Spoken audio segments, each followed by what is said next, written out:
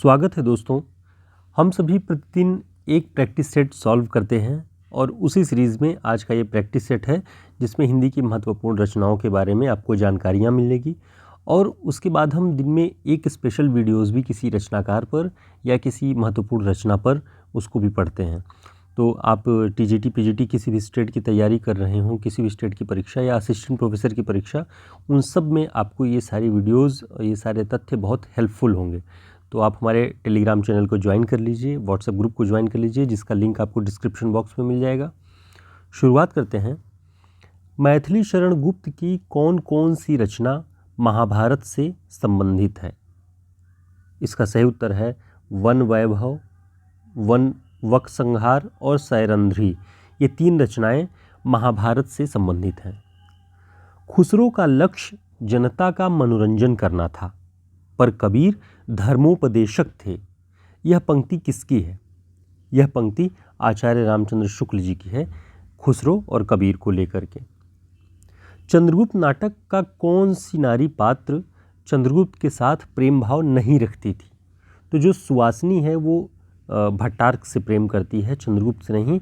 इसके अलावा कार्नेलिया, मालविका और कल्याणी चंद्रगुप्त से प्रेम भाव रखती थी। इसे ध्यान रखिए। अगला प्रश्न है, हिंदी नवजागरण को मूलतः बुद्धिवादी और रहस्यवाद विरोधी कहने वाले विद्वान कौन हैं? रामविलास शर्मा। तो हिंदी नवजागरण जब बुद्धिवादी होगा तो रहस्यवाद का विरोधी होगा, जाहिर सी बात है। तो मूलतः बुद्धिवादी और रहस्यवाद विरोधी कहने वाले विद्वान थे रामविलास शर्मा। सन 1955 ईस्वी में किस अनुच्छेद के अंतर्गत राजभाषा आयोग का गठन किया गया? 1955 में राजभाषा आयोग का गठन किया गया, लेकिन किस अनुच्छेद के अंतर्गत? 344 के 1 के अंतर्गत। संकलन त्रय से क्या आशय होता है? संकलन त्रय से आशय है स्थान, काल और कार्य की एकता। ये नाटकों और एकांकियों में संकलन त्रय को ध्यान हमेशा रखा जाता है, ये महत्वपूर्ण तत्व होते हैं उनमें। हिंदी भाषा का उद्गम और विकास किस लेखक की पुस्तक है? इसका सही उत्तर है डॉक्टर उदय नारायण तिवारी। हिंदी भाषा का उद्गम और विकास। साहित्य का इतिहास दर्शन पुस्तक के लेखक कौन हैं? नलिन विलोचन शर्मा। भाषा काव्य संग्रह, इसके रचनाकार कौन हैं? महेश दत्त शुक्ल। हिंदी भाषा और साहित्य, ये किसकी रचना है? श्याम सुंदर दास की। हिंदी भाषा और साहित्य का विकास हरिऔध जी ने लिखा है। हिंदी भाषा और साहित्य का विकास। हिंदी कविता में लघुमानव के बहाने एक बहस चली थी, जो नई कविता के दौर में चला, जिसमें महान और विराट मनुष्य के स्वरूप के बजाय एक बहुत छोटे से मनुष्य को कविता के भीतर, कविता के केंद्र में स्थापित किया गया। कहीं बड़े राम, कृष्ण या कोई बड़ा एक अवतार रूपी जो पुरुष होता है, उसकी भावना के अलग लघु मानव को कविता में बैठाने की, केंद्रित करने की एक बहस चली। उस बहस को चलाने वाले थे विजय देव नारायण शाही। ध्यान रखिएगा। गोस्वामी तुलसीदास जी की कुल कितनी कृतियों में उत्तरकांड संबंधी विवरण प्राप्त होता है या वर्णन मिलता है? तो कुल 4 ग्रंथों में उत्तरकांड मिलता है। किसमें? कवितावली में, बरवय रामायण में, गीतावली में और रामचरितमानस में। इन सभी में उत्तरकांड मिलता है। हिंदी का पहला रिपोर्ताज किस पत्रिका में प्रकाशित हुआ? रिपोर्ताज एक शैली है, रिपोर्टिंग की है एक तरह से, उसको रचनात्मक रूप से लिखने की। पहला रिपोर्ताज रूपाभ पत्रिका में प्रकाशित हुआ। अब इसका तथ्य यह है कि हिंदी का पहला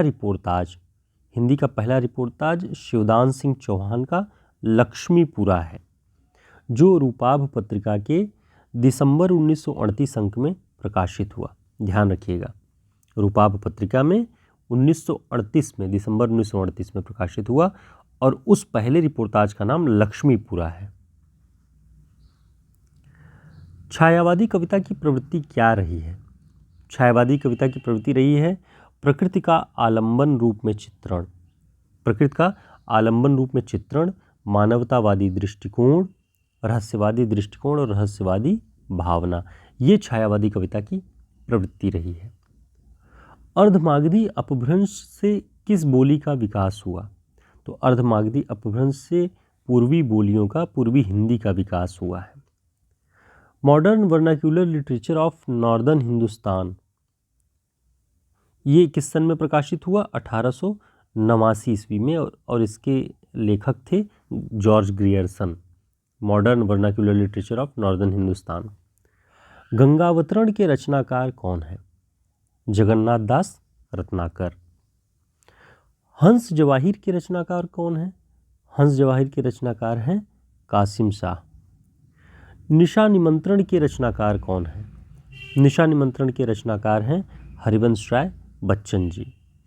तो आप देख रहे थे इन महत्वपूर्ण रचनाओं के नाम जो परीक्षाओं की दृष्टि से उपयोगी होते हैं, और ऐसी कोई रचना इनमें नहीं है जो कि बेवजह या अनुपयोगी हो। सब परीक्षाओं में बार बार पूछे जाते हैं। इनके रचनाकारों के नाम, इनके बारे में जो भी तथ्य है, इन्हें अगर आप याद रखते हैं तो उससे आसानी ये होती है कि आप वन लाइनर क्वेश्चंस जो परीक्षाओं में कुछ अंश पूछे जाते हैं वो तो सॉल्व कर ही लेते हैं। साथ ही ये सारे प्रश्न कभी कभी मिलान में, कभी कभी इनमें से कौन सी नहीं है, 3 है एक कोई नहीं है, ऐसे प्रश्नों को चुनने में आपको आसानी होती है। तो उम्मीद है कि आपके लिए ये वीडियो उपयोगी होगा। और साथ ही आज हम अपने दूसरे वीडियो में, जो कि आपको दोपहर में मिल सकता है, उसमें हम पद्मावत के बारे में विशेष रूप से बात करेंगे कि पद्मावत के बारे में क्या क्या कहे गए हैं, उसका मूल दर्शन क्या है, उसके बारे में और अवधारणाएं क्या हैं, वो सारी चीज़ें आज हम जानेंगे, पढ़ेंगे। तो जुड़े रहिए, उसकी सूचना आपको टेलीग्राम लिंक में, ग्रुप में और व्हाट्सएप ग्रुप में ज़रूर मिल जाएगी। तब तक के लिए नमस्कार, धन्यवाद।